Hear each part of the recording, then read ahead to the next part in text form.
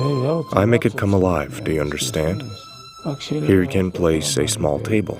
This is a cherry orchard. In the background you see a curtain which I can illuminate and put some cherry tree shadows on. Using a projector, I can do whatever I want. The theater has its good and bad sides. No matter how much a performance succeeds or fails, it disappears. It cannot be preserved forever. Nowadays, many of my performances that succeeded or failed no longer exist. When a performance ends, it's over. It is gone. It's like a relationship, breakup, when everything ends. It does not belong to you anymore. It becomes history. It can remain a part of history or just disappear.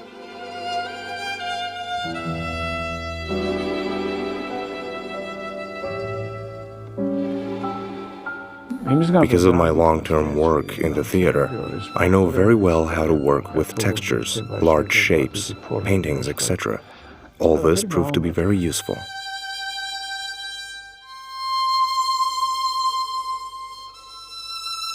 When you are producing a graphic work or painting, a single line can change the whole concept. The same can be done through color combination or texture.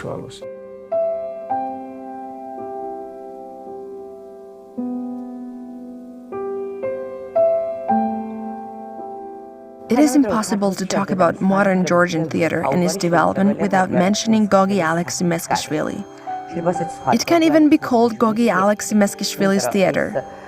It unites the unique, authentic universe that travels from the theatre to other fields of art. Gogi Alexi-Meskhishvili not only continues the traditions of Georgian avant-garde artists, but also creates and introduces a new, very special and unique visual language to Georgian arts.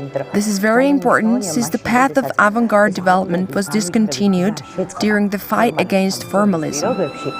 His name is associated with the development of a new level of Georgian theatre. This is not only continuation of traditions, but the introduction of a new innovative quest, which even nowadays determines the tradition of Georgian theatre.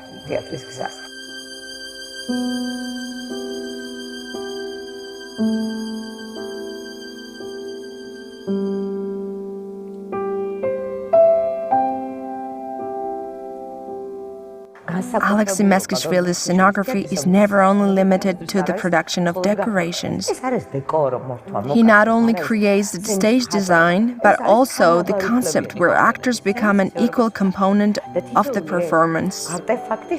Each of the elements operates on the stage like a live character, offering the audience an unforgettable experience. I have met a lot of interesting people throughout my life, and these encounters enriched me with numerous experiences. In this respect, I have been very lucky. Theater has helped me a lot in my life. However, it also took up a lot of my time.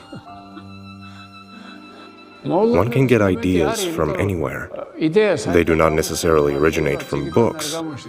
For example, I am looking at that reflection now and can develop an idea. You never know when and where ideas emerge. You need to stay focused. You are thinking about it all the time, and suddenly a door opens that lets in the light. There is no logic to it.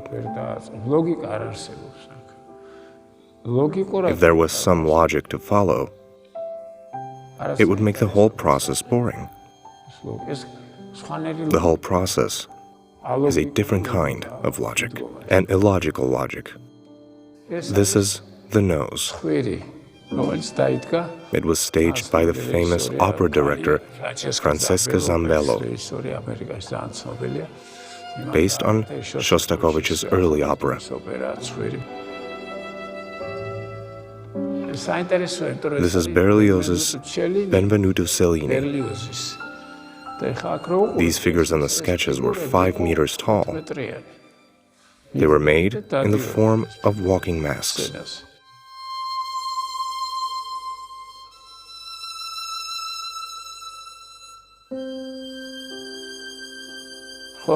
These are sketches of Stura's performance, Comedy of Mistakes, that he staged at the National Theatre of Finland. The materials you see here are taken from the real costumes. It was very colorful, conditional performance with simple decorations.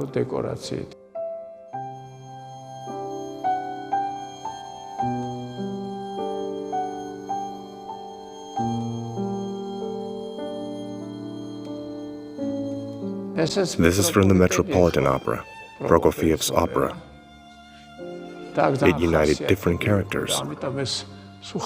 This character was played by the late, great Russian singer Elena Obraztsova. She personated the Countess. I believe it shows my individuality and taste. It is not important to me if people like it or not, as one can't make oneself likable to everyone. The sculptures I make have no subject.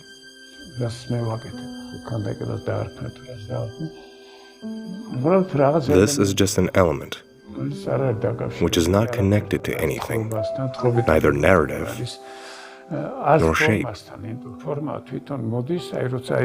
When it gets dry, I bend it and leave it in a shape I like.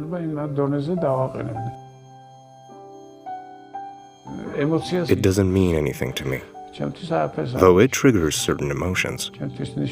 This is a free shape, created with the use of different components, such as a plastic bag, wooden discs, beads, and old nails, anything I found. I am also interested in combining round and pointed forms, the relationship between smooth and rough surfaces.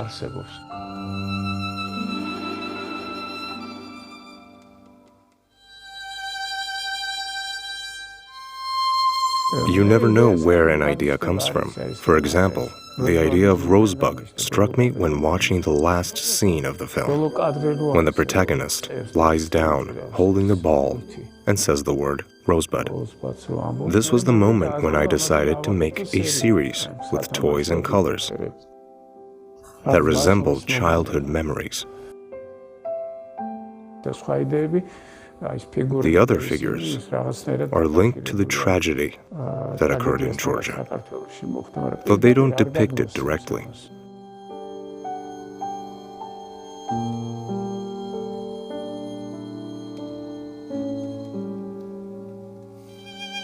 When the opera workshops were demolished, this was the topic Sergei Kobuladze, Versaladze, Koka Ignatov, and the other artists presented in their works. The canvas covered the whole area, while the colors dripped through it. This is how the texture developed itself. I have worked on several films, but I could not spend much time on set. One of the films I worked on was Paola, with the participation of Khvichia. My friend Bahadur Tsuladze asked me to produce the design. Filming took place in Batumi, where we spent a fantastic summer. Hippolyte Khvichia was an amazing person.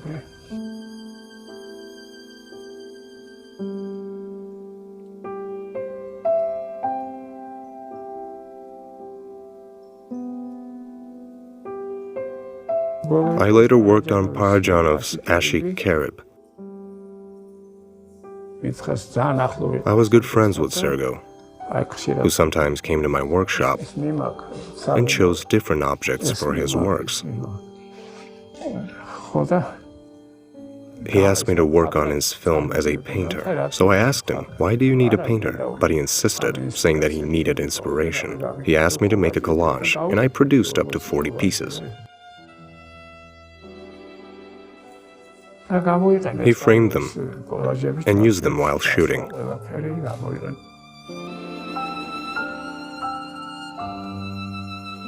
The Dream series is a very interesting work where surreal fragments are shown through synthesis of documentary materials and abstract elements. The work manifests an existential dimension, personal emotions, and an artistic quest. This and the other series, which are unrelated to his scenographic work, make a statement about the artist's creative vision. The body is created spontaneously, without any planning, and over the years accumulates different versions of experimental works. They show diverse passions and capacities of the body on abstract, multi-layer, textured backgrounds.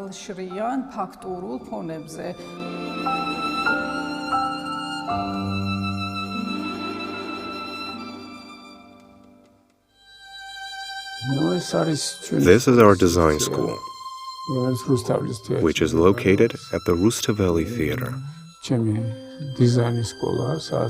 and where students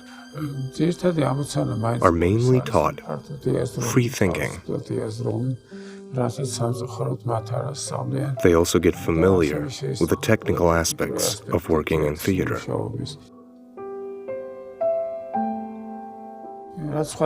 These are different universes, and it is very important to study them. In our field, and in arts in general, a person needs to be well educated. Art is created by free-thinking people.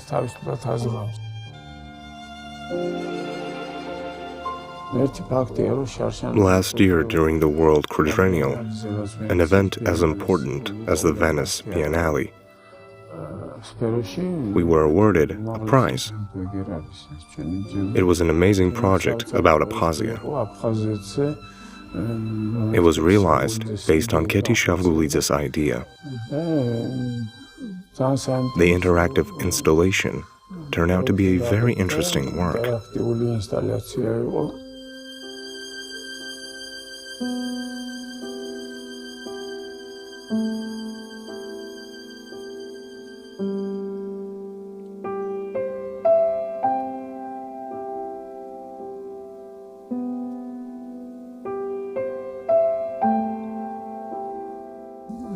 I think art means entertaining yourself.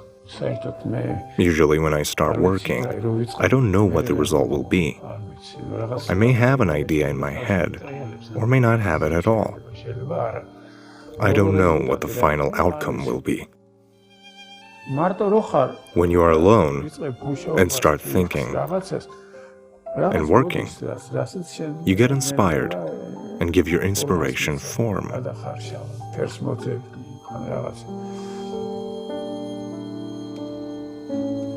Being contented is a deadly feeling.